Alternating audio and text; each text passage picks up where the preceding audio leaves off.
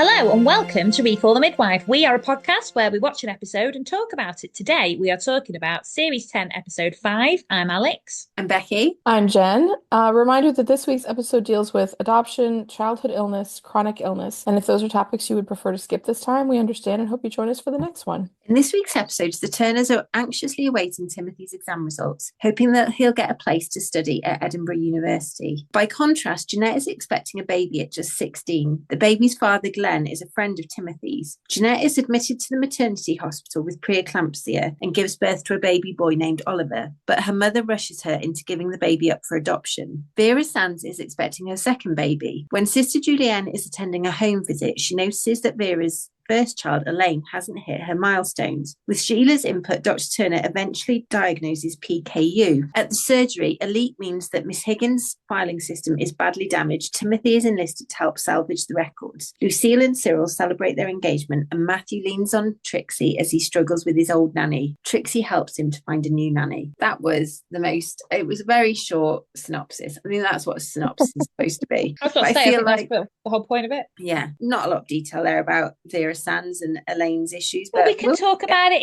in depth in the episode. Can I just say one thing really quickly? Last week's episode, I've been editing it and I realised we were really thick. We were talking about, and that's not on one person, that's on all of us. I think we know the truth, but okay, thank you for being gracious. No, it was on all of us because none of us thought that was the case. So, okay. So I've genuinely meant that. I wasn't trying to say it's one. That's literally why I was saying it was on all of us, to try and make you feel like I was saying it wasn't you, because it wasn't you. So Cyril and Lucille, we were talking about them, and Jen was saying quite rightly that they're quite chaste, and I was like, oh, it's part of the character. I think she would be like that. But no, COVID. They were filming during COVID, so obviously they wouldn't be snogging everywhere. So that'll be why.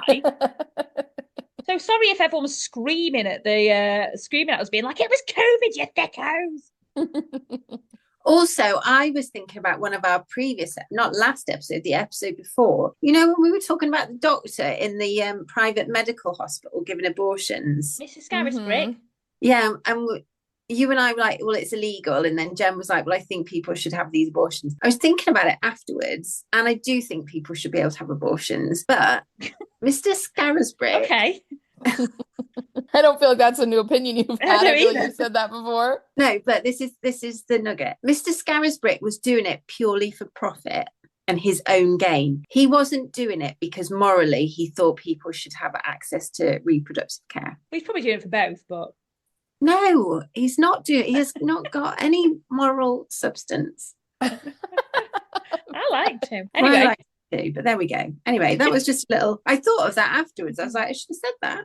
Well, you've said it now. I've said it now. Girls, I have an opinion about this week's episode, and I haven't said this in a long time, actually. But this episode absolutely had me just tears flowing down my face. This episode just hit me in a certain type of way, and I'm very excited to talk about it. I actually hope we kind of talk about it, not the first one, but this episode really got me going. I was just so in my feelings with this one. Same. Which one should we talk about first then? Can we talk about the little girl with PKU first? Yes. We can. Now, really quick, did you recognise the mother, Vera Sands? No. She's quite a famous actress, Paula Lane. She's in loads of stuff on ITV and stuff, but she was on Corrie for years as Kylie Platt. And she is an amazing actress. Like, she's genuinely really, really good. I've seen her in loads of stuff. And that's Vera's mother? No, Vera's the mum. Elaine is the daughter. Elaine is the daughter. Okay, right. I would not have placed her as Kylie Platt. Yeah. I mean, obviously, they're two very different roles. Yeah. Well, again, that's how good she is. I mean, I'll just say I really felt for this storyline, and I did kind of I was in my feelings about this one too. This one didn't just hit me as hard as the other one though. So, but yeah, this one was so Sister Julienne really comes round doing like a check on Vera, because they do like home visits as well, don't they, to check that everything's okay for home deliveries. So she goes around, and Elaine, her older daughter, is in a playpen. How old are we saying Elaine is? About 3? 3 or 4. Had to be at least. Because she had quite long hair, didn't she? Yeah, I was just 3. Her legs were like busting out of that playpen. Like, she was way too big for that thing. Yeah, but she wasn't 4. She wasn't 4. So well, the point is she should have been out of diapers. That's the developmental. And she should have been like talking, laughing, you know. Yeah. And Sister Julienne basically notices that Elaine's behind developmentally, and she's just a bit concerned about it, but she doesn't bring it up with Vera because obviously Vera's heavy pregnant. She doesn't want to make her worry or anything, but she does want to speak to Dr. Turner about it first. So she goes and does that. Mm-hmm. And when she goes to clinic next time, Sister Julienne gets Dr. Turner to come and actually speak to Vera about her daughter Elaine. And they have a cup of tea. I do like the way they have cups of teas to do it. That is a very British tradition now to this day still. I was going to say, I have never been offered anything even remotely like that in the American healthcare system. Never, ever, ever. The closest the American system gets, again, I don't speak for all Americans, but this is my experience, that the best I've ever gotten is like if I've given blood, and I remember one time I was TBH, like I was on my period, I was really under the weather, I went to the doctor recommended that I give blood for some reason, I can't remember now, and so I did, and I just had really bad cramps, and I was like really feeling it, and then the lady took blood, and I really don't have a problem with any of that, but something just came over me, all the color went out of my face. You guys know what I look like normally, so imagine like a ghost who then also died and became another level of ghost, like that was like the pale ghostly translucence of me, and I felt so ill, and she offered me like a juice and like some graham crackers or something. That was the closest and like you get that pretty much when you go and give blood in the UK anyway. Yeah, but I mean, but that's maybe I've never encountered anyone giving me a cup of tea. It's because you've had a baby, Alex. Well, I suppose, but also my dad's just been in hospital this week, and he had a cup of tea like all the time, and biscuits. They offer biscuits. They have little packs of biscuits. It was amazing. Well, but they don't come around and make you a cup of tea, do they? No, they didn't make me a cup of tea. I wasn't the one in hospital. Well, I will say when I've gone and visited family members who've been in hospitals, and they know that like we're gonna stay there for like a whole day or for a while or whatever, they'll let us, you know, like I've had offers to like, oh, there is a little family area around the corner if you guys want to go pick up a juice or a cookie or a thing. You know, we do have a couple of like little things for people as they come and they're with their family for extended periods. If I'm honest, guys, I think we're concentrating on completely the wrong thing here. So, Elaine. Now let's talk about it more. So Elaine's like, I know what she should be doing, and she isn't. And she was like, I was just hoping she'd catch up. Some kids are a bit slower than others, aren't they? But obviously, she was so behind. Like there was just no. Yeah, the thing is, Becky, I will say this, right? I know. So I've got obviously a 7-year-old now, and like it's your baby still. You don't really see it, but like, so I remember there's a kid who lives opposite us, and they are a year older at school, and they just seem so much older, but it goes so quick that you don't realize you're kind of there already. I just feel like, yes, my daughter's 7 now, but she's still your baby. You still don't. I'm not explaining this well at all. I'm not explaining this well at all. I know what I mean. Like you think, oh yeah, well that'll be. They're just so much older that age, and then it's just there upon you. And I just think, yes, you probably would have got it sorted, but she was getting pregnant. She got pregnant again, and I don't know. I just feel like I can understand. And I very much. People are so competitive with children. Like, when did they start walking? When did they start talking?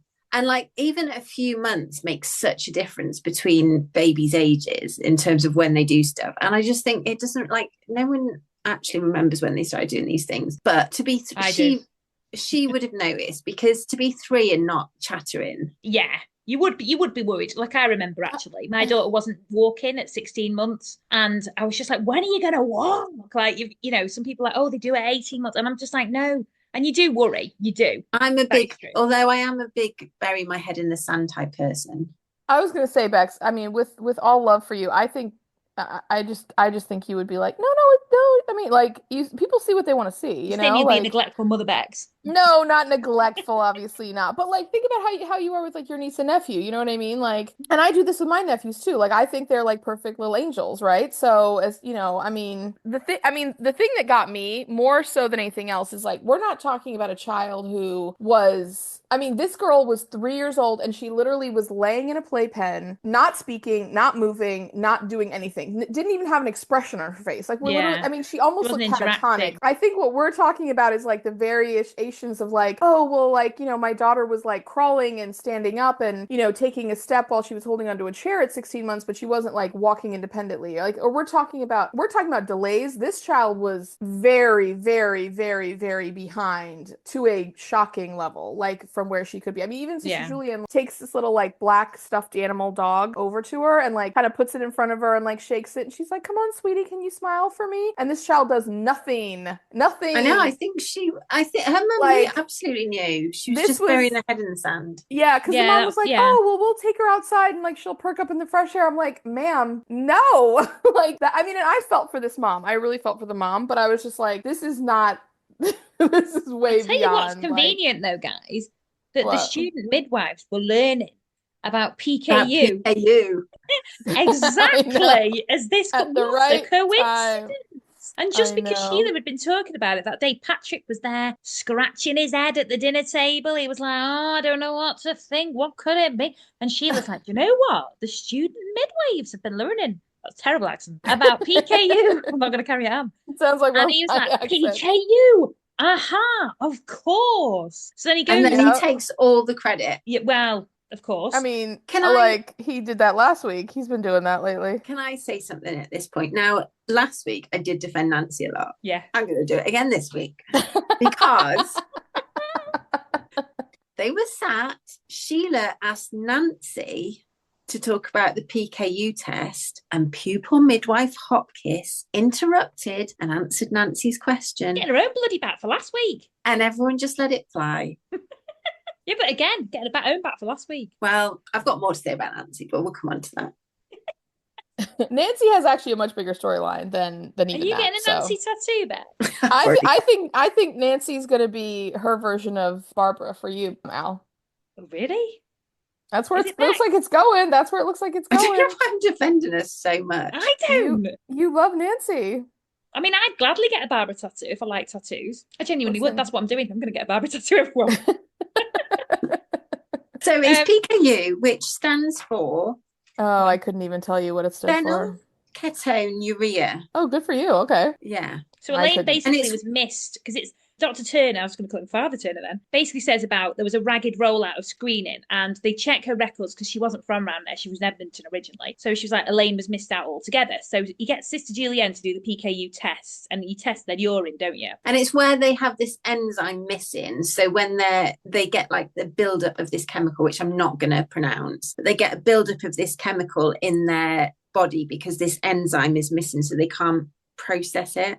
I'm saying this very badly if there's any medical professionals. No, you're not. I thought that was actually really good. I think that sums it up really good, actually. Yeah. So they have to have a really low protein diet. Yeah, and he like straight away it went green, like this test. It was like a litmus test or whatever. So they were like, the dad was like, "That's a good thing if it's positive." I thought, "It's not you moron." No, but I'm with him on this because I think if you go and you're trying to get answers for something, I think it's better to get, and then you can deal with whatever it is, but it's better to know.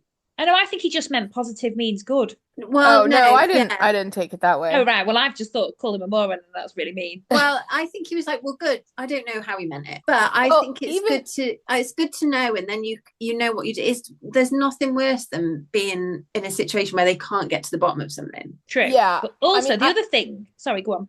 Well, Sister Julienne says, "Oh no, it's really not." So maybe he did just mean it in kind of a thick way. But the thing is, I will say, just as a personal life preference, I'm with you, Bex. Like I prefer to know even bad news better than no news, because at least bad news I can do something about it. You know, like you can confront something even if it's bad and try to figure out how you're gonna. But when you're just kind of in this waiting game, I hate that. I absolutely hate that. And my other life lesson for everyone out there, you know, when you don't tell somebody, like you think you're protecting them because you're not telling them all of the information. Yeah. Okay. In a very serious situation, I like to just know all of the information.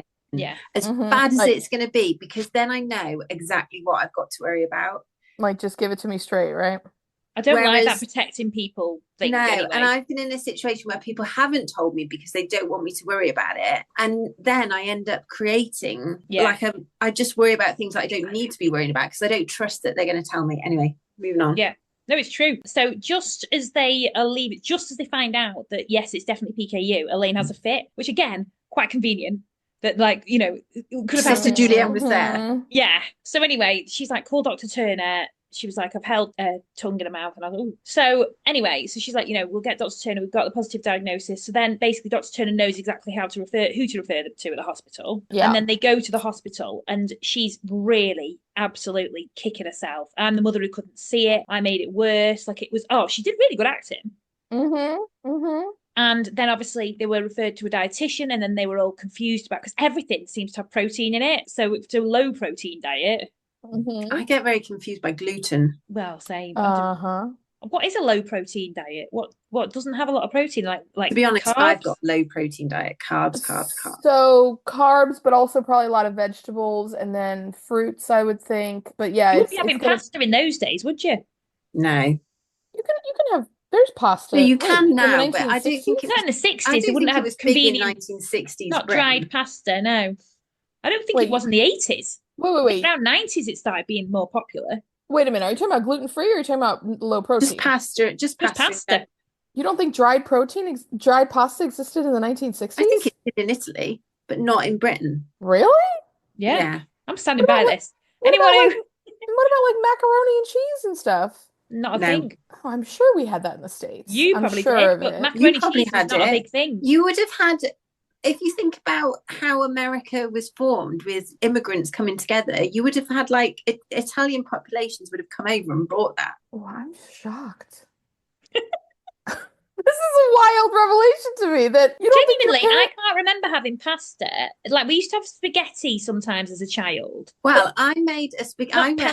When I was at university, I made spaghetti bolognese for family friends, and spaghetti was just the shape of that pasta was too out there. I had to do it different shape pasta, which was more. This is a bad story. Wait. Spaghetti was too shocking of a food for these people? Yeah. What? It was just a step too far. Oh my word. Anyway, so they get her on a low protein diet. Let's get back on it. So they get her on a low protein diet. And they're like struggling with it. But I will say this, like the thing that kind of got me emotionally at this point is the fact that they talked to Dr. Turner and they said, well, could the new baby have this? Because they realized that it was a kind of a hereditary. And so then he was like, well, I'm really sorry to say it could. And so then they felt really anxious. Yes. You just went yes. He said yes, that it could. Yeah. And I am annoyed by this because we've learned from the pupil midwives that the earlier you detect PKU, the better, because you can then manage their diet accordingly. It doesn't do you can manage the side effects. So all of the damage that it's done to Elaine's brain, you can. But so here's my question. So if Elaine, like let's say Elaine had been diagnosed as a baby, then does that mean that if they had done the diet the whole time that she would basically be like on a normal track for development? I think maybe behind a little, but not as much as she would be now. Yeah. Also, is she gonna recover? I think I don't think with the development of the brain and things. So anyway, Vera then goes into labour. But how annoying was Dr. Turner offered no reassurance. He was just like, yes, the new baby could be affected, but didn't give any sort of reassurance but we're going to test him or her as soon as they're born. I will say though, their storyline was just so clearly the B storyline to me. Yeah, but when they did have the baby, I will say, so Sister Julienne comes to the birth. Vera's like, I'm so glad it's you, and that made me cry. And she was really upset through birth because she was like, I'm scared it won't be all right. I won't be able to cope with it. Anyway, they have a little boy. It's really cute. It was a really cute baby, and she was like saying, we're full of fear. Last time we're full of love. I will say, Sister Julienne did a blood prick test on him, so they could test him sooner. That was a fake foot. It was a fake foot. And that was just so savage, that foot prick. It really was. I will say, actually, I don't know if my husband would even want this in the podcast. So my daughter had, what is it when they're jaundice? So my daughter had jaundice when she was born, really bad. It was really hot when she was born. So it kind of stayed around for ages. So she had to go into hospital to have like foot prick tests loads. And it was really annoying. But they were so savage with it. Like, my husband got really like upset. He was like, if they do it again, I'm going to swing for him. Like, he was like so protective of her. She was this tiny little orange thing.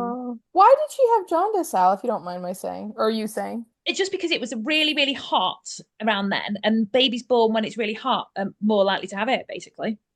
And it stays around. Yeah, it stays around more. Oh, I didn't know that. Okay. Yeah. Well, I presume that's what they said, because they said normally they'd admit her if she was that jaundiced, but all the other babies were as well around that time. And just try and get her out into like the sun, kind of, not direct sun, but we used to put her in the conservatory and stuff to try and get some sunlight. I was going to say, your child was not born for the sun. My child was not born for the sun, my little Ginge. So, yeah, but they did do that to get it to get the test sooner for her, and then they find out that he doesn't have it.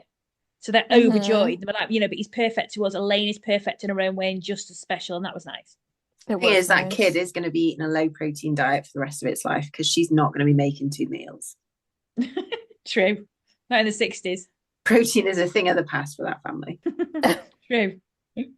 But yeah, so it works out, and basically at the end, it was actually really sweet because when they brought Elaine out at the end to kind of like meet the new baby, and they had like. Wait, I didn't see that bit. Well, it wasn't. They didn't like show her meeting the new baby, but they showed Elaine coming out of the hospital ward, and she was in a stroller, but she was like clearly had an expression on her face, like she was smiling. She looked like she was doing better. They said that she had already some improvement because the diet had been already, like, kind of doing its thing. Yeah. And it did seem to have like a happy resolution, which I was really grateful I'm hoping there will be some more improvement for her. Yeah, absolutely. I mean, Now, should we talk about Jeanette Owen? Yes, let's. Can we talk about the fact that Jeanette Owen's mum, did you recognise her, Becky? No. Oh, she was Claire Peacock from Corrie as well. She was married to Ashley Peacock. Oh my God. Yeah. It's been a Corrie heavy special. Whoa. I was thinking that Jeanette was the same age as Timothy, but actually she was younger because Timothy's going to university. Jeanette's going on to do A-levels, so she's 2 years younger. Yeah. So she's 16. Yeah. She comes into clinic for a checkup. Heavily pregnant. She's with her mother. She doesn't come into clinic. She actually comes into the maternity. The doctor's office. Yeah. Oh, yeah, because she's a child herself. Mm-hmm. So the mum was a bit harsh because she's starting to show signs of preeclampsia. So they want to admit her into the maternity hospital, but she wants the bare minimum of carry-on. Well, but I can see kind of why. Like, she obviously doesn't. She's obviously a bit ashamed about her daughter being pregnant for starters because of the shame at that time. I know, but you'd still want her to have the proper care. Yeah, but also that's why she doesn't want her to go to the clinic. Like carry on, like no fuss. All this carry on. Oh, like that. Oh, okay. What a carry on. Oh, okay. Yeah, I'm with you. So she actually is at Violet's place when they realise that she's got some symptoms of. Oh, yeah, because she stands up and she's feeling really faint. Because they're going to a layette visit. Did you know what a layette visit was? Yeah. No. Wait, we didn't? We've talked about this before. No, I've not heard it called a layette visit. Oh, I thought they've talked about it on the show before. No, well, maybe they have. The layette is like all the stuff that you do for the new baby and everything. Yeah, but I didn't know that. And there's a version. We don't do it anymore, but there's a version for when you get married too. It used to be that you'd get all this like nice stuff for your marriage. They do refer to it when they celebrate Lucille and Cyril's engagement, and Lucille's aunt sends her some knitted crocheted placemats, and Phyllis says to her, you should put those in your bottom drawer. I had a bottom drawer. I thought of you. Remember this? We've talked about this. Remember that? There was an episode way back, like in one of the first I've never heard bottom drawer until never. Me either. Do you know what though? It's amazing to do because when I moved into my first flat, I'd just been collecting stuff for years. It was like Christmas, just unboxing all this stuff. That does sound good. Although for the baby visit, it's not that good because she's not going to keep the baby. Here's the thing, guys. But that was Lucille and Cyril. Yeah. Okay, this isn't just purely a difference of opinion, so it's not anyone's right or wrong, but like when it comes to like buying everything for baby like way in advance of ever getting pregnant, that makes me feel anxious. No, I feel like weirdly superstitious about that. We're confusing two things. No, you're talking about house stuff, which I get, but I'm talking about I don't think people do that baby stuff. I don't think people do that for babies. I'm just gonna be controversial. I don't like baby showers because I feel like you buy a load of stuff before the baby. I'm going to one actually soon, so it's not like I'm being mean about it. Because we're talking about two things here: Lucille and Cyril preparing for marriage, and Jeanette preparing for a baby. The baby she was heavily pregnant by that. As you're pregnant. Nobody's buying baby stuff before a baby, Jen. That's not true. I think you'll find I think Sheila did. Are. Sheila was there stitching there. Oh yeah, Sheila's nicely. This girl I follow on social media does that. She's like, "Oh, I bought this for a baby, like when I have a baby," and I'm like, "Oh." So Jeanette goes to a layette thing at Violet's, and she looks like absolute hell. So Violet's but her mom's like, "Let's not make this any fun. It's really not supposed to be fun. Like we're giving this baby up for adoption. Like get it straight, Violet." And yeah. So anyway, Dr. Turner's like, "I think it's preeclampsia. Makes a rest in the maternity home." The mum's like, I want the bare minimum of carry-on so she can concentrate on her studies, is what she's saying. But the mom's like, how dare you? Like, why do you get to decide? And Dr. Turner's like, I'm the doctor. I get to decide because I'm her doctor, which that was actually, I was like, yeah, honestly, you are the doctor. So I was with him on that one. The mother was annoying me by this point. I was quite conflicted on this one because I didn't know what you were supposed to think because the mum was being really, what's the word? She was being Harsh. really, yeah, extra about it as well. But obviously, let's just carry on and then we'll go to the end. But there's a lot to unpack here. Yeah. So Jeanette was telling Nancy that the baby's going to be adopted. And Nancy was really good with her. Really, like, I'll stand with you there, Bex. She was great. Yeah, and we don't know anything about Nancy, which we will come to find out, but we don't know anything yet about Nancy. So her boyfriend Glenn comes to visit, and she hasn't been allowed to see him the whole of the pregnancy. She says to Nancy, like, I really wish the dad could come. Yes. And or I want to write him a letter, but my mom won't let me. And so she's like, okay, well, give me the letter. Like, I'll see that it gets out in the next post. And then he turns up, but before he goes in to see Jeanette, he gets directed from Miss Higgins, and so he walks past and sees Tim, and he's like, oh my god, he's like, Tim, oh my god, hi, and Tim's like, hey, how's it going? And so they basically like haven't seen each other in a little while. Tim's going to medical school. Glenn is going to become an accountant. Lols because he's like, we've not. Oh my god, it seems like about 3 years since we were in Scouts, and Tim's like, it is 3 years since we were in Scouts. But they're acting like it's like 15 years or it's like 20. They're like, oh, it's been so long. But I mean, when you're that age, when you're that age, it does feel so long. Like you don't like your concept of time is just so different when you're young like that. And they're both basically like 18 years old, so they're really young. And then Tim is like, wait a minute, but you're going to the maternity ward? Like, why? And I was like, oh, Tim, you're going to be a doctor, mate. Poles apart. But also, you're going to be a doctor. Work it out, mate. Well, yeah, but that's kind of the end of their conversation. And Glenn was like such a sweet boy. And so then he walks in and he starts talking to Jeanette, and then he barely is in there for like 15 minutes before the mother comes in, and then she's like, get him out of here. But he's like, your mum told my mum about the adoption, so they're not even allowed to speak to each other. Yeah. They've been in like exile for. And he bought a Rolos, guys. Oh my god. And he's like, they kind of melted in my pocket. It was so cute. It was really Jenn, cute. Rolo advertising. Were Rolos a big thing over there? Give someone your last Rolo. Is that a thing over there? You know what's funny? When he first said it, I thought my brain was like heard polos because anyway, whatever, that's what it heard. And then he pulled them out, and I was like, no, it says Rolo, and yeah, we have Rolos over here. I don't know exactly. Did you have the advertising campaign, the famous advertising campaign? Would you give someone your last Rolo? Yeah, you love someone enough to give them your last Rolo. Maybe, I don't know. That advertising it's a big famous thing over here. And I feel like that was actually quite a romantic thing of an 18-year-old to do. I think they did it to kind of show how childish he was still. Oh, it was cute. This annoyed me though. It wasn't visiting time. So Nancy was like, do you know what? You can have 15 minutes, go out the back, fine. Then the mum barges in. Well, she shouldn't bloody be there either. Not visiting time. I know, but I think the mom is a little different than... I'm with you. I'm with you. 16-year-old. Yeah, true. Well, yeah, but again, she's a 16-year-old. Also, like, even if she's not supposed to be there, like, who's gonna stop her and tell her like nowadays you don't have visiting time for children. You can just visit any children anytime you want. Can you? Yeah. That's really good. Mm-hmm. Sheila explained it to Nancy in a really caring way. Now, last week we had an issue where Sheila had admonished Nancy quite nastily. I thought I really did like the way she did it this week. That was good. Yeah, very good. But unfairly admonished her because I thought that Nancy did understand. We know she understands what Jeanette was going through. She was being sympathetic. She knew that it was more about just midwifery. Yeah, but also there's the fact that the mum's involved, so it made it a bit more of a weird situation. So she probably should have been like, do you know what, actually, you can do it. You can come in visiting times, and that's that.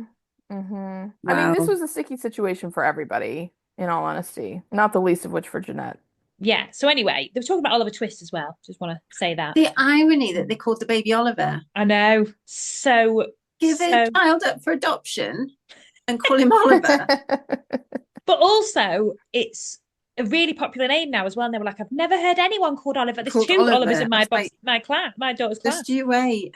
Just But so then Jeanette gets really emotional and tries to leave, and then Miss Higgins tries to stop her, not by holding onto her or anything, but she's like shouting after it, and then Jeanette falls down the stairs, and then she's really annoyed with herself for doing that because she's like, I could have hurt the baby. It was very emotional. I'm really like making it sound like it wasn't at all emotional. Well, let's just give a few little important details because I think we're talking about what happens, but so the mother and her come in. The first time we meet her, it's stated the baby is going for adoption. So that's already been decided. So and then the mom's like, as soon as she gives birth, she's going to give the baby for adoption, and we're going to move on, and she's going to university, and this will be like it never happened. So that's already like on the table. Then the mother says, oh, by the way, I found a nursing home, not nursing home like we think of it, but like a nursery home or whatever, where as soon as you give birth to the baby, the adoption agency will come and take the baby to this nursery home. And the mom's trying to sell it like, oh, it's all painted yellow. All the staff are wearing, beautiful yellow outfits. They put a little sunflower. As soon as they said that, by the way, I was like, that sounds like where Angela was. Yeah, exactly. Yeah. So they have a little sunflower on the crib where the baby are, where the parents can come and look at it and whatever. And the mom's trying to sell it like, oh, isn't that nice, right? Now you can feel like so comfortable about your baby going there. And Jeanette is like, Well, then you find out, like she's into, her and Glenn are like a thing, right? It's not just, he like dashed off, as soon as she found out she was pregnant. So as they're talking, you realize that, and he even, when he comes in, he's like, I don't want you to give, he's like, I can't remember exactly what he says, but he's like, I wish this wasn't happening. I wish we could be a dad, or like, I don't want to give the baby up. And she's like, well, I don't want to either. But like when all of this came out and I couldn't hide my pregnancy anymore, our moms said that this was the way we could do it. And so I just agreed because I didn't know what else to do. And so now I don't feel like I can stop it and everything. And then, so then after Glenn gets kicked out, then she's really upset. Then's what she runs away. And so she's like, Higgins goes after her. And Miss Higgins is really sweet to these two, and she's in a lot of distress. And then before the baby is born, Miss Higgins comes in and says because Glenn comes back to visit like during, I guess, regular times, and Miss Higgins says, oh, well, listen, I found a maternity home where you can go stay with the baby for 4 and 6 weeks while you recover, and you can have the birth certificate in the name that you and Glenn decide with your names on it, and then after the baby is born, there'll be a new birth certificate with the new parents' names and the new baby name on it. Yeah, but by the way, sorry, this is after Sheila's spoken about how much she really admires the mothers of the babies that she adopted. Yes. So it's kind of like they're kind of into the idea of adoption a bit more. Yeah, and Jeanette is like, okay, well, I really hope that my baby goes to somebody like you, meaning Sheila, right? Because she does see how sweet Sheila is. Yeah. And so Glenn and Jeanette are feeling better about it because they're like, okay, well, at least like the record of like the name we gave the baby and our names will be on the birth certificate because it's not going to go anywhere after the baby. And this is after the baby's been born. This is what the plan is after the baby's born. But no. She does this after the baby's been born, Miss Higgins. No, it's before, because when the baby is born, like literally right as they're holding the baby and everything, that's when the mother comes in with the adoption lady. And then Jeanette. This is literally just after they have this conversation. No, I thought she goes into labor after Miss Higgins says about the maternity they do because he goes out and buys the baby book. And after the baby's been born. No. The baby's not been born at that point because he says. Oh, has it been born? It has been born. No, I really don't. On this, guys. Okay, well, anyways, agree to disagree. I don't know, but the thing is, then he has a really heartbreaking scene with Miss Higgins where he comes in with the baby book and he says, I bought this for her because she really likes books, which is like one of those lines that like it really caught me, honestly. Like it really caught because it was a really stupid thing to say, but it was. No, but it wasn't.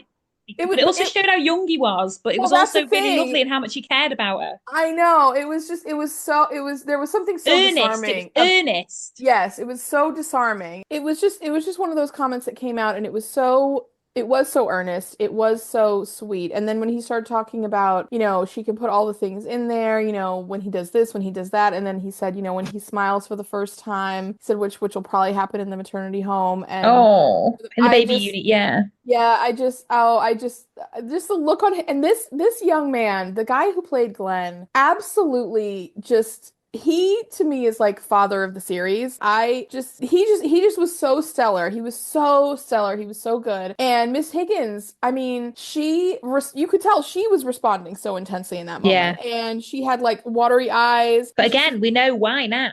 Well, we know why now, but even at the time, like even without that context, it was still. I mean, I've never abandoned a baby, and I was proper into him. Well, yeah, I mean, I think it's just a heartbreaking story, no matter what your situation is, because everyone can just relate on such a level to think like, oh, if that was me. It did break my heart though, because what I did think about that baby book is like, she can fill in that basically spans like their first year, doesn't it? Like when did they take their first steps? When did they start to talk? What was their first word? And I was like, there's a lot of steps that she isn't going to know to put in that book. Also I saying know. such important details should be recorded in ink and in my view, so I will lend you my pen. She gave And him her oh, pen. oh, I know. It was just so, it just got me. And like, I was already like really in there with those two, but then like it was that hard. really like just had me crying. And then after that, that's when, the baby gets taken away Yeah. and it was so cruel. I mean, and I will just say like the mother, so because we were debating about when this all happened, whether Yeah. they had the baby or not. Let's Well, just talk you were about the birth debating. first. I know. Okay, whatever. The point is that like she starts to go into labor, and then the mom says like, okay, well, what do you need? Like, I'm here for you. I can stay with you. And Sheila says, well, Jeanette, do you want your mother to stay? And she says, no, I don't. And you could tell And the that's mom was, so harsh. yeah. But But honestly, like, but could you fair. blame her? No, I Not can't. really, right? But then, and this is where I feel like Call the Midwife is so good, is she goes out into the hallway to wait because she says, okay, well, if you don't want me here, I'll go out. And then guess who comes out? Nancy, the person to come, to be like, you're, like hard on the mother. And the mom says, I'm just trying to be a good mom, like I'm not a monster, I'm a mom. And For she her, breaks down. The she was mum breaks crying. She down was because sobbing. I Yeah. mean, this Yeah. is her first grandchild. She probably would love nothing more than for her to be in a situation where she could keep the baby, but she wants what's best for Jeanette. Yeah. And honestly, I She just didn't can't agree with. hold him either. Like Glenn wants to hold him and does hold him and is loving him, seeing like I can see his future in his face. And I was a bit like, all right, Jack Glenn. But but the mum couldn't hold her. And we've seen that before. Like, I don't know if I could, if I had a child, if my daughter now, not now, at 7, that'd be weird. But if my daughter decided to In give a like baby 10 up for years, adoption, like yeah, in let's say 10 this was years, her like 9 situation. years. Yeah, Yeah. like, I wouldn't obviously be, well, I say I wouldn't be forcing her to get it adopted. I don't think that is something I would do, but you don't know until you're in those situations as well sometimes. But I'm pretty sure I wouldn't force her to do anything. But the point is, you But don't know let's how be you'd let's be react. real though. Like, would you be happy? And again, I don't want to put any judgment on this, but like I don't know that like your thought for your daughter is like, oh, she comes home at 16 or 17 and says, "Mom, I'm pregnant," that you're like, "Okay, great. Go ahead and be a teen mom." You Well, I know? mean, exactly. I Alex don't. could probably the best person to handle it because the amount of teen episodes of Teen Mom she's I was about to watched. say I've watched a lot. I think what I would probably do, my first thought in my head then was like, well, I'll raise it and you go to school and college, you go to university and all that. Yeah, that's what I think I would do. You would raise it Like it'd still be and that, no, it wouldn't be like that's your No, I sister. wouldn't. I'd just be childcare. Yeah. Yeah. If they Jeanette's wanted mum's to not keep the working. baby, I would be supportive and help them look after it and make sure they got their education and make sure they did what they wanted to do as well so they could support the baby in the future and then When go my off and niece then and I'd be a nephew, grandma. But when my niece and nephew have children, I'm going to go part time. but Glenn holds the baby and it was really cute. But yeah. So Nancy comes out, you're right. And Mrs. Owens, she's it was obviously it said she was doesn't want to hold him. it was a moment of compassion for the mom who I feel Yes. like I struggled to feel a lot of sympathy for because I felt like she was just being really. Wait, we've missed a key point because Glenn arrives and waits with the mum while she's given birth. Oh, yes, that's And right. he Yeah. thanks her for she rang Glenn so that he could be there. Yeah. And he says thank you. And she's like, well, and then she says to But him, that's like, I'm Nancy not seeing a, it. So hang on, we're talking about stopping in the corridor a second. Nancy said in the yeah. last episode, like, I don't learn until I see. And I kind of feel like that was a learning moment for Nancy. Mm-hmm. Kind of like she Mm-hmm. was thinking, oh, she's just awful. But actually, she's trying to think of the best for her daughter at that time. And Yeah. it's awful because the decision has been made and it's heart-wrenching. And Yes. they do. So basically, Mrs. Higgins finds a space for Jeanette in a mother and baby unit, and which you've spoken about. But then the mum just kind of, and then she talks about the fact that the original remain unrecorded names, blah, blah, blah. Can we just talk really, really quickly before we talk about the mum coming in and basically taking the baby and it was awful because that was really awful. I do want to talk Mm-hmm. about really quick the fact that they want to call the baby Oliver and that Millicent Trilby Higgins says she has a soft spot for literary appellations because her own middle name is Trilby after the novel by George du Maurier. Absolutely love it, love it, love it. Trilby, love it. It's good. Yeah. It's good. I mean, that's Have a name you two you got don't a pick. middle name that's a literary appellation? No. My No. middle name is my mother's maiden name, which I like. I like that. Yeah. My grandma had that as her middle name, her mum's maiden name, Mm-hmm. I have Mm-hmm. the classic 80s middle name, Louise. Louise. Oh, I was I gonna say have Denise for some reason. no, But Denise. anyways. What? It's either Louise, Marie, or Jane. See, I don't know if Louise is a real 80s name for Americans. Like when I think of Oh, 80s names, really? I think of like Tiffany and Amber and Denise Everyone and here just had it for Janet a middle and name. Yeah, everyone here had a middle name. I know so many people who've got middle names of Louise or Jane. oh, okay. Well, And my middle name is Alexandra, and I will not tell you what my first real name is. Although my aunt is called Louise. Oh, were you named after her? Well, I don't know. Oh, now you have to find out. Yeah, you do. Why have you never asked that? I don't know. Actually, I've got my first name was my mum's middle name. What? Your first name is your mom's middle name? Yeah, maybe I'm named after both of them. Oh, or they just didn't know any more names. Lazy. They just looked at their immediate relatives and right, let's just replicate. I will say this, my mum's from a big Catholic family, and there were so many Kathleen's, there were so many Claires, there were so many Annes. Like, I'm like, your cousin's called that, or your sister's called that about my granddad, and they're like, yeah, another one. Like, it's fine. Anyway, so Miss Norton from the Adoption Society comes in, taking the baby to the adoption nursery, and it is absolutely harrowing. And Miss This Higgins woman like rips this baby out of this lady's arms. It was horrible. It was horrible the way they did it. But Miss Higgins was so kind, so kind. So she offered Glenn tea first of all, and then gave him the baby's bracelet and said, "That's yours to keep forever. Like, this is your baby's bracelet forever." Gets an envelope, gets Tim to get an envelope for him. And Jeanette is in the other room, just breaking her heart, crying so loud. She's beyond sobbing. Like, she is. And I don't know what I mean. There's no right way for that to be done. After spending 6 weeks with that baby, it would have been so much harder, but then at least she would have the 6 weeks. It's just it's really hard, and you don't know what, because this is why I'm so conflicted, because I can see what the mum was trying to do, and also the mum was trying to make it so that she was starting school in September, because obviously if she was 6 weeks in the maternity home, she'd be missing some school. So I can see the whole point of view there, but at the same time it just seemed so cruel to whip this gorgeous little baby away from them. I think they were staying together, so she was thinking, is there a chance they want to try and keep it? I mean, I think this is one of those episodes where, I mean, we all can just, we don't have to feel any. I mean, there's no right or wrong. There's no best. There's no best choice. Like, we can all just feel like, very comfortable not very comfortable, but like just like the only place to live in this episode is in the moral gray area. I mean, there's right and wrong, there's preferences or not, there's, what about this? What about, I mean, I think one of the things that is so powerful about this whole storyline and this exchange is that there's so many different positionalities to look at it from, but also there's a definite quality. And I feel like this is where the Glenn and Timothy part, like, absolutely slayed me, because the thing is, like, so the baby gets taken away. Miss Higgins cuts the tag off the baby's wrist, and then Glenn goes and sits with Timothy in his little office while Jeanette is like sobbing in the other room, just like wailing and screaming and everything. And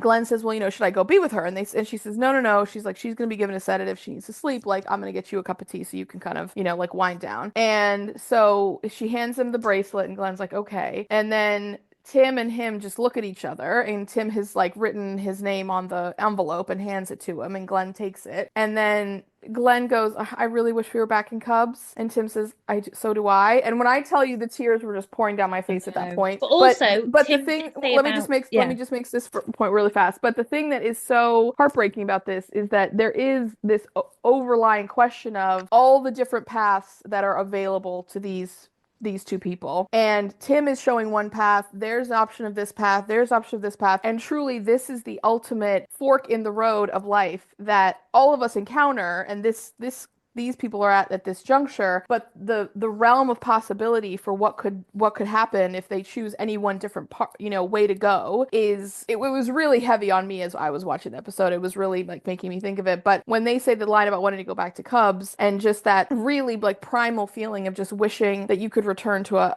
an easier time of life, more where you're comfortable, not, confronted with these heavy choices and heavy feelings. Well, it's like my daughter telling me the other day. She was like saying she didn't want to do Times Table Rock Stars. It's the worst thing in my life. And I was like, is it really the worst thing in your life having to do Times Table Rock Stars? And she was like, yeah. And I was like, well, do you know what, mate? You're lucky. You are very lucky. Oh, and yeah. It's brilliant. The worst thing in your life is Times Table Rock Stars. Yeah, she doesn't have any perspective, though. No, but my point being, there is that lovely age of you don't have worries, you don't care, like you get to have lovely times and fun, and you will have your own little worries and stuff. But if that's your biggest worry, amazing. That's what I want for it. Do you know what I mean? But yeah, but I will just say, like, Times Table Rock Stars is for her what like us paying the mortgage is for us. You know what I mean? Like, it feels like a huge thing, right? No, she just doesn't do it enough, Jen. So anyway, Timothy then explains. Timothy explaining how lovely the places was where Angela came from, because that's where Oliver's going, is actually really lovely and comforting for Glenn as well. I really like that. Yeah. And also they were talking about a fresh start.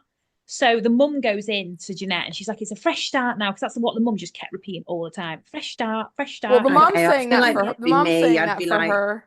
Yeah. Not for anybody else. The mom's saying that for herself. So she's obviously so annoyed that she's taken that decision away from her, that she's actually had the baby taken away. And Jeanette's like, the only fresh start I want is with Glenn, and you will have to let me do that. And she's so stern. You can tell there's going to be so many issues to do with that. And you can tell the mum's kind of a bit like, well, I've kind of got to do it. Do you know what I mean? Like, she's just going to rebel against her if not. And then obviously we talked about Miss Higgins' pained look on her face. But good on him. Glenn was going on to it seemed like an apprenticeship doing accounting. Like, he's got prospect. Yeah.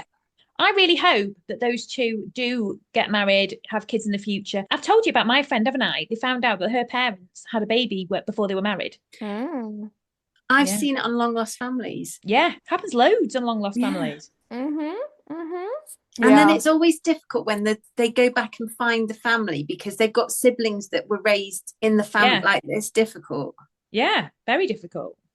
I mean, they're going to be reckoning with this for probably the rest of their lives, if not a very, 100% very, very the rest of life. You can't give birth to a baby and not. You know what I mean? Well, but not even just that. Like, the relationship between Jeanette and her mother. Like, like Glenn and his parents, like what Jeanette and Glenn are going to be like with their kids, like if they get married and have kids down the road. I mean, they're I mean, and then if they ever get the opportunity to I mean, it's going to be a multi-layered evolutionary experience that's going to inform everything they do, probably.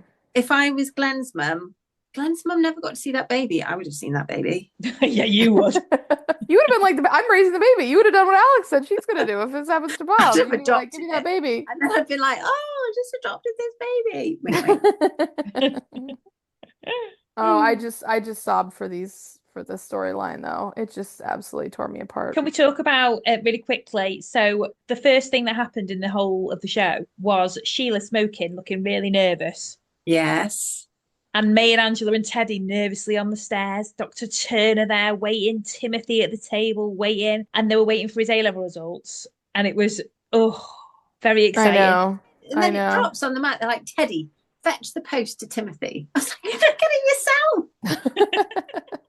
But it was obviously COVID. that was a perfect COVID setup, because everybody was in a separate area of the room. They were roughly 3 feet apart. Yep, exactly. Well, and I loved it because they repeated some outfits too, because Sheila was wearing at the beginning that like blue print dress that I've commented about before. Yeah. And Sheila's robe is a robe we've seen before, and they've got the sunflowers going, which we've talked about before. Yeah. It's like a thing that British people do, I guess. And there was just a lot going on in that was really cool. But we found out Teddy passed his exam. No, not Teddy. Timothy passed his exams. I'll say if Teddy did. What was that show? MD How? Doogie Howser, MD. Doogie Howser, MD. Yes, exactly. So Tim is off to medical school in Edinburgh, which is amazing. And very, very good. There was a really amazing scene. So Miss Higgins has a leaking pipe, right? This is to do with Dr. Turner and Timothy. This is I'm on point, I promise. So she has this leaking pipe and she's like, I need the assistance of a competent individual. And which was so shady for Fred, because Fred was like stood there with water everywhere. It wasn't his fault the pipe had leaked. But here's the thing, but guys, wait, quick on the pipe though. Like, Fred was behind the bookcase leaning down, and then he stood back up and the water was dripping from above his head. Yeah. I was like, what are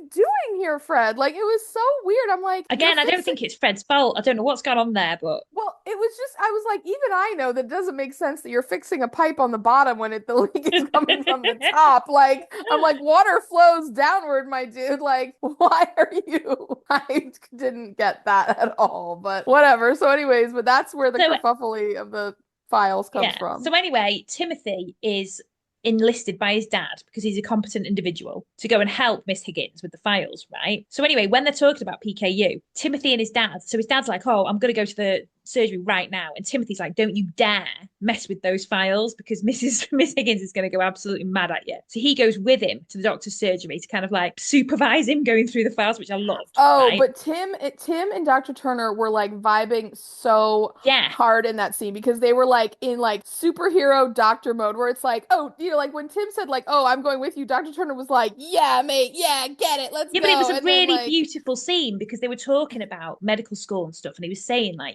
Tim was saying to his dad, like, you've witnessed things that I will never see as a doctor, such as antibiotics and stuff like that. So it's really revolutionary things that, you know, it's really come on really loads in the last few years. And, you know, I will never get to witness that. And then Dr. Turner was kind of like, well, no, but you know, there's other things that happen that will be exciting, and there's other revolutionary things about that will what you'll happen. get to see that I won't. Yeah. You know, because of advancing medical science. Yeah. Then it was a really beautiful scene. Dr. Turner hints at ultrasound. Yeah. Well, yeah, because he's and I actually was like so freaking shocked, because he was like, well, yeah, like you know, and Tim says, well, what would you want to see the most? And he's like, better prenatal testing, which I was like, amen for that. But then he goes, yeah, he's like, ultrasounds like aren't really you know, good or whatever. X-rays. And I thought X-rays, sorry, X-rays. And I was like, can you imagine putting a pregnant woman in front of an X-ray now? Like, you would never do it unless it was the most had to dire extreme. I was just like, oh my God, oh geez. And even then they make you cover everywhere with lead, with like the lead blanket and all that kind of stuff. Yeah, exactly. I was like, oh my goodness gracious, like crazy, just really quick as well on the Miss Higgins and Timothy. I was loving the fact that they were a big team, and Miss Higgins gave him her pen at the end, this pen that she loved, she gave to Timothy to take to Edinburgh with him. I think she had a pack of pens, because she gave no, she lent it. She only lent it to Glenn. Okay. I thought she said, I'm giving you my pen, but anyways, whatever. No, she lent it to Glenn. But the thing is, okay, fair. Maybe that's what she said, but like, for real, Miss Higgins, what's Glenn going to fill in on the baby book? He only has 2 things to fill in on the baby book. Like, most of it's supposed to happen at the maternity home. Why would you just give the boy the pen? I think she just wanted to do it there. So I think it was just so we could, I think that scene was really so that we were like, oh, she loves her pen. And then she gave it to Timothy at the end. Oh, I just thought she had multiple pens. Anyways. No, it's a special pen, Jen. Oh, okay. Special pen, Jen. All right, so can we talk about the lady with the cake in her pram? Yes. What was the lady with the cake in her pram? Cyril and Lucille's engagement cake. Oh, I didn't see that, but that was very sweet. Well, did you see this? You saw the scene where they celebrate their engagement. Yeah, but the cake was already on the table, and they were so this woman came in, turned up at clinic with a pram, and there was basically the cake in the pram.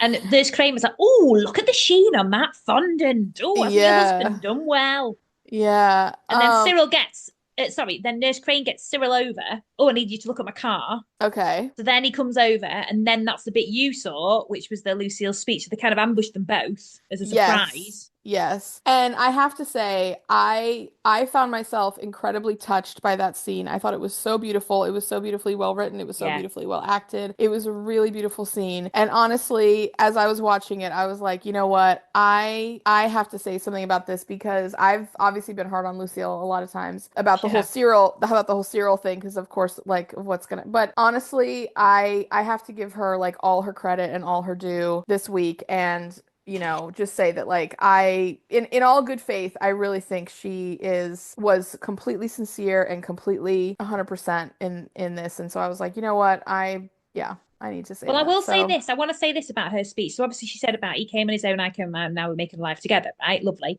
Mm-hmm. Then she says, it will be a while before anyone who has known me as a little girl can ask to see my ring. So already she's already feeling the fact that she's not seeing her family and stuff. It's been a big thing with her the whole time about her family.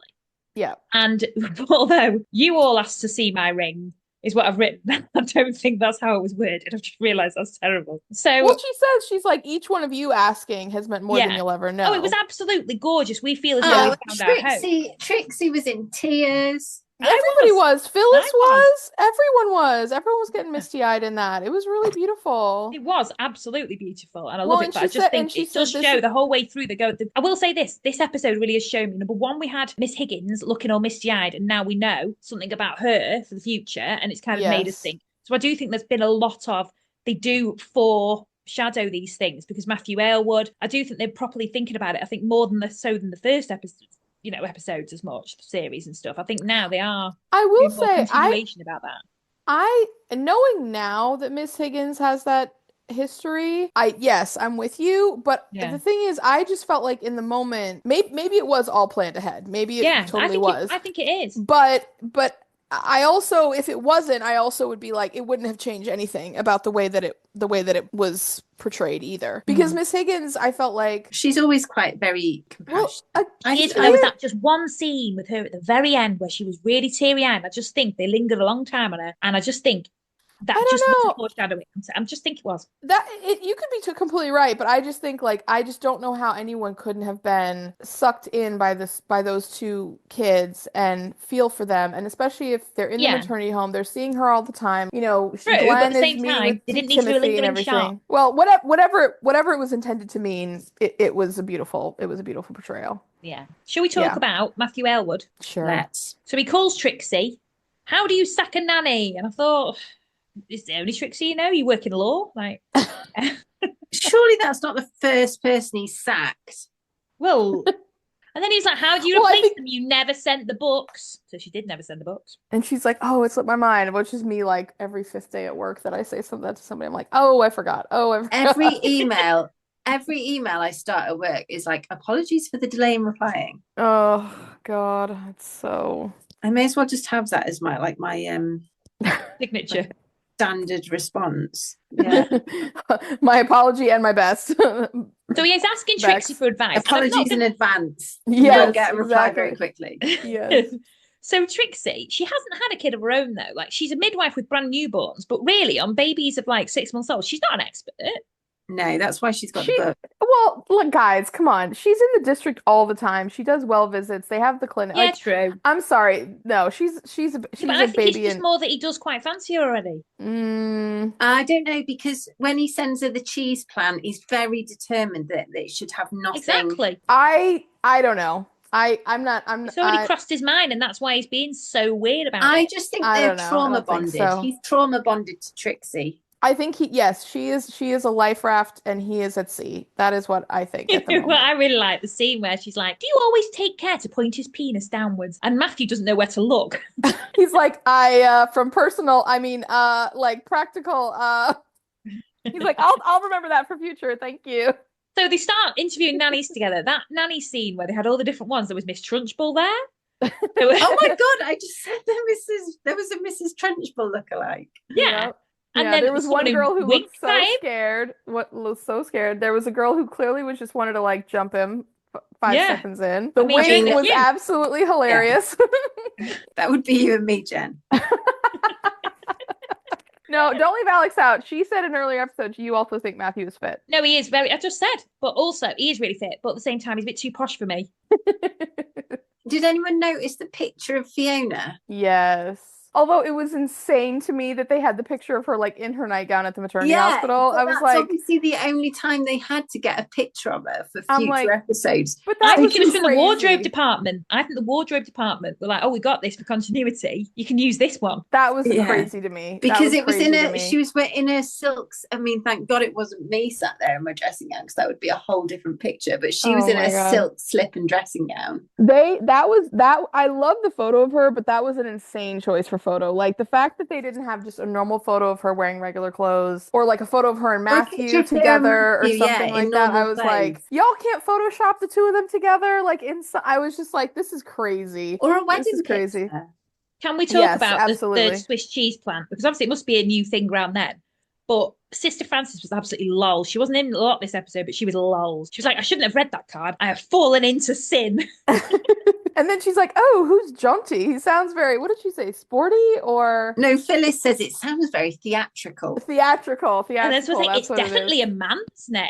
So I just love the fact that, because I know the fact that if someone got sent something when we weren't there in our kitchen or whatever, we'd all be like, "Oh my God, oh my God." Yes, exactly. Even if they were like, "Oh, it's got the look of a rhododendron." It was quite the drama in the Nata's house. Yeah, absolutely. Also, Sister Frances was amazing with Trixie as well, because so Trixie was going through some stuff and Sister Frances was like, "Have you joined another marriage bureau?" And she was like, "No, I cashed it in and went to the sales." And then Sister Frances was like, "Well, I suppose, I am married to my work as well." And then she was like, "Oh, and Jesus." It just absolutely made me laugh. I will say, I did kind of wonder if Trixie was maybe starting to have some feelings for Matthew a little bit, because there were. I mean, he's obviously so fit. Yeah, I hope we never meet the actor. We never will. Don't worry about that. Don't worry about that, Ben. Imagine if he listens to our excuse me, I think you'll podcast. find we could.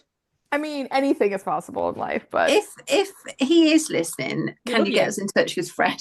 I thought you were going to say, do you want to go on a date? When you're like, no, can you get into No, I was going to say, like, I couldn't, if, you know, because we're always like, oh my God, it'd be amazing if you could get some actors on from the show. Can't have Matthew. I can't speak to him. okay, rapid fire, Okay. really, really fast. If we were gonna have, if we each could have 5 minutes to talk to one person. Fred.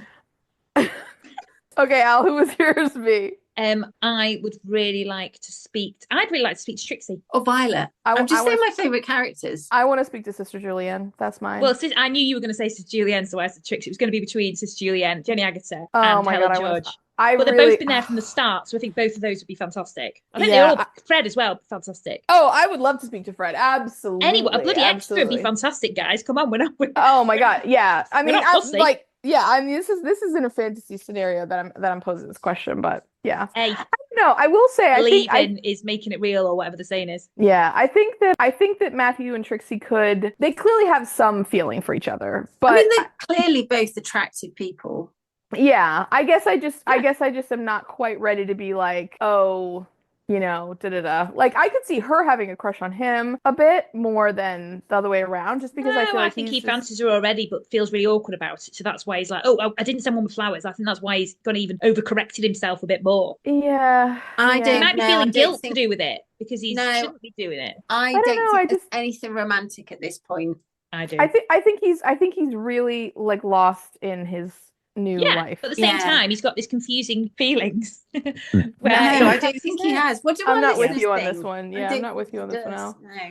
This will be like when all of this, we were really mean to Jenn about something. I can't remember what it was. And everyone was like, Jen's totally right. This is like, they're going to be like, you two totally wrong. Alex is right. Anyway, do you know what else I really loved? When the pupil midwives, so Nurse Crane was like, oh, the mercury is climbing. What does every good midwife remember in a heat wave? To attend to matters of personal daintiness. What a way to say it. I know. Well, also, by the way, here's what I thought was hilarious.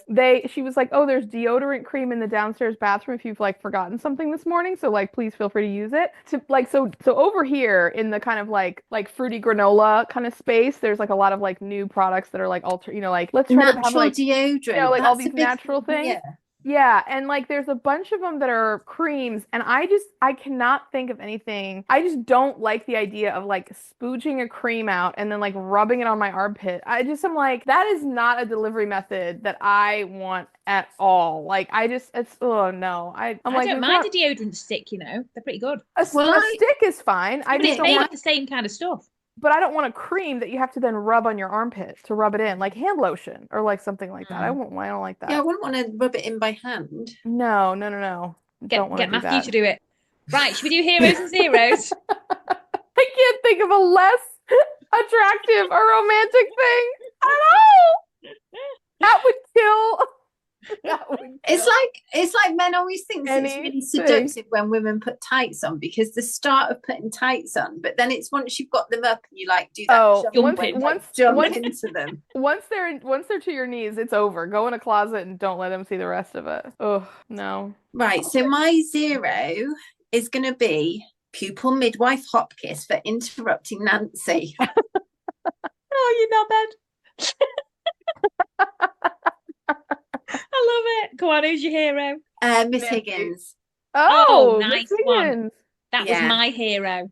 Oh, okay, sorry. Right on. You will be. My 0 is a low protein diet. Yeah. I mean, that just sounds awful. No, I think I live a low protein diet now, and it's very. I'm sure I do. Cheese? Well, it's you don't drink milk. You don't do any of that. Oh yeah, I eat all of that. Yeah, exactly. I just think carbs. Carbs. Yeah, but it's just so hard to avoid. And as someone who's allergic to egg, like I just hate having all these restrictions and something else like that. It just kill me. Now, my hero was going to be Miss Higgins. I shall change it to Sister Julienne, because I thought she handled the whole situation with Vera amazingly. She was so sensitive, so lovely, and she helped that family, and I love that for her. Yeah. Yeah. My 0 with asterisks, because I do feel for her in a way, is going to be Jeanette's mother. I just got to give it to her. Like, I'm sorry. I just, I don't want to give her like 100% 0, but she's just got to be my 0 this week. Like, I just felt for those kids. I just felt for that baby. The whole situation just absolutely broke my heart. And I just feel like, yeah, she's just the zero for me. And then my hero and my hero dad for the whole season, I believe, though I don't remember all the dads from the rest of the episodes coming up, but my hero is going to be Glenn.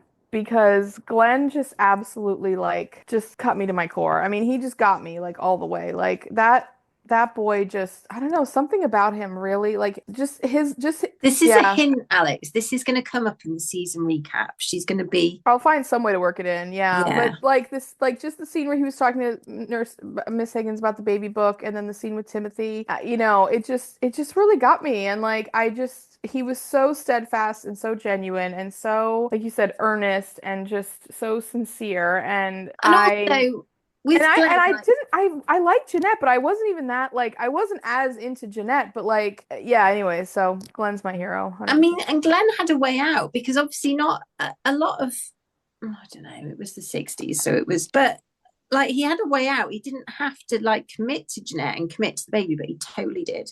But they loved each other, and I loved Glenn. I'm not like that. He's about 12, but do you know what I mean? I thought it was such a really genuine, cute kid. They just both of them were lovely kids. Yeah, he was such a sweet boy. Long life.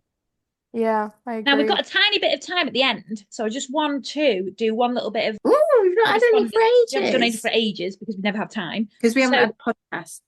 Yeah. Out. So, Honey on Blue Sky, because we're on Blue Sky now. Ooh. Oh, so this is Connie. Honey, Honi.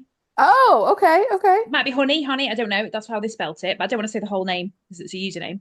But basically, they're saying about, so I've just seen this now and I thought, oh my God, I've just said this right at the start. But they say, by the way, if you pay close attention, you will notice in series 10, which is what we're doing now, which was filmed during COVID, that the actors had to follow the COVID distancing rules while filming. So you will notice that the distances between the actors sometimes seem ridiculous, all due to the 2020 pandemic. So we did actually notice that. But we just didn't say it until, and I've just seen that now and I thought, well, I need to say that because I had actually thought of that before, but then I've just seen that and I thought I need to say it because... Do you know what? The COVID rule, like in my office, they were trying to adhere to all the COVID restrictions. So if we were sat at our desk, so we couldn't sit on desks next to each other. So we would have like a bank of 8 desks and you would literally have like 3 people sat at it because no one could sit next to each other. And if you were at your desk, you were allowed to not have a mask on. But then if you moved around the office and went to the toilet, you had to put a mask on to move around. Like we were all just breathing the same air. Yeah. Yes, absolutely we were. It was such a weird time, guys. Yeah. And I can't believe I'm so pleased they did though, because the world needed that series after COVID to heal us. Yeah. Well, I'd be curious to know, like, if they all had to go into like kind of like filming like quarantine, or you know, they were probably in bubbles. Like, if we they're probably using babies that were like peoples on the sets or something like. Yeah, maybe. I reckon health and safety wise, I don't reckon they had babies. Well, they did because Oliver was a baby. He was a real baby. Yeah, they did. But I think I've seen somebody interviewed later and they were said it's nice to have babies back on set. Yeah. But I reckon, let's see if we can notice this. I bet they're in filming bubbles. Yeah. They'll have little groups of people that film together. Yeah. But the bubbles won't mix. So that if one bubble goes down. Yeah. They can film with the others. It's a good shout. Yeah. Anyway, right. So next week we shall be watching series 10, episode 6. We'd love it if you could join us. If you want to watch along and know what we're going on about, that'd be great. And in the meantime, you can like, subscribe, leave us a review. That'd be great. A good one. Follow us on Blue Sky, X, Twitter, Instagram, Facebook. I'm trying to remember it all. So yeah, please interact with us. Send us anything if you need to know. We've got recallthemidwife@gmail.com. If you have any questions for us, we're going to do a listener special at the end of this series. So yeah, we've got a load of good stuff as well. So yeah, send it all through. That'd be amazing. And we'll see you next week. Bye. Bye.